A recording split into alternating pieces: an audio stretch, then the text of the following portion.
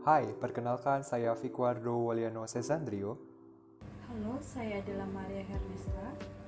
Kami mahasiswa Sekolah Tinggi Ilmu Kesehatan IKIFA.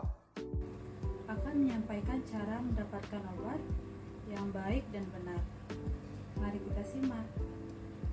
Keberadaan obat saat ini sudah menjadi salah satu hal yang penting, baik berupa obat yang harus didapatkan dengan resep dokter ataupun OTC, over the counter, yang bisa didapatkan meski tanpa menggunakan resep dari dokter.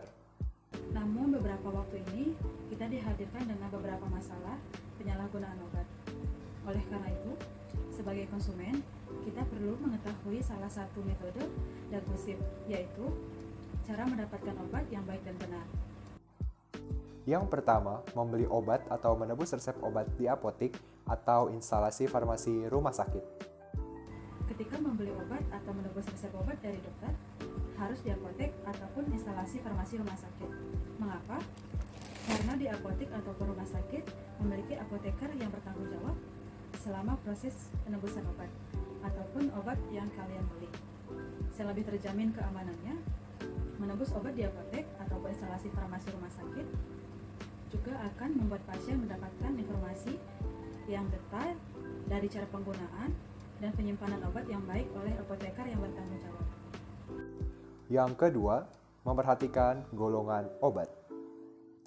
Menurut Permenkes RI nomor 949/Menkes/per/4/2000, obat dibagi menjadi golongan obat bebas terbatas, obat keras, obat wajib apotik, obat narkotika, dan psikotropika. Obat bebas. Obat bebas merupakan obat yang dapat dibeli secara bebas tanpa menggunakan resep dokter. Zat aktif yang terkandung di dalamnya cenderung relatif aman dan memiliki efek samping yang rendah. Obat ini disimbolkan dengan lingkaran berwarna hijau bergaris tepi warna hitam yang terdapat pada kemasan. Obat bebas terbatas merupakan obat yang boleh dibeli secara bebas tanpa menggunakan resep dokter, namun mempunyai peringatan khusus saat menggunakannya. Obat golongan ini merupakan obat yang sebenarnya masuk ke dalam obat keras, namun dalam jumlah tertentu masih dapat dijual di apotik dan dapat diperoleh tanpa resep dari dokter. Obat ini disimbolkan dengan lingkaran biru bergaris tepi hitam yang terdapat pada kemasan. Obat keras. Obat keras hanya dapat dibeli menggunakan resep dokter. Obat-obat yang termasuk kategori ini, jika digunakan tidak berdasarkan pengawasan dari dokter, dikhawatirkan dapat memperparah penyakit, meracuni tubuh, bahkan berujung pada kematian. Obat golongan ini disimbolkan dengan lingkaran merah, bergaris tepi warna hitam, dan terdapat huruf K di dalamnya. Obat wajib apotik. Obat wajib apotik adalah beberapa obat keras yang dapat diserahkan tanpa resep dokter, namun harus diserahkan oleh apoteker di apotik.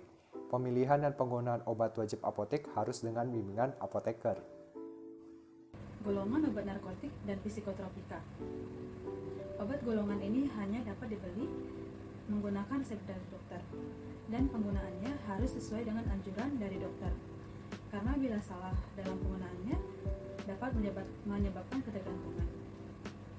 Yang ketiga, memperhatikan tanggal kadaluarsa obat. Ketika membeli suatu obat, maka akan tercantum tanggal kadaluarsa pada bagian kotak atau pada kemasan obat. Pastikan bahwa tanggal kadaluarsa tersebut masih terlihat jelas sehingga bisa diperhatikan dengan baik. Yang keempat, meminta penjelasan aturan pakai oleh apoteker. Salah satu alasan yang menjadi proses penebusan obat harus dilakukan di apotek atau instalasi farmasi rumah sakit adalah karena adanya seorang apoteker. Seorang apoteker bertanggung jawab untuk memberi konseling terhadap pasien, mulai dari cara penyimpanan, dosis, hingga aturan pakai yang harus dipatuhi oleh pasien. Sekian informasi mengenai cara mendapatkan obat dengan baik dan benar. Semoga bermanfaat.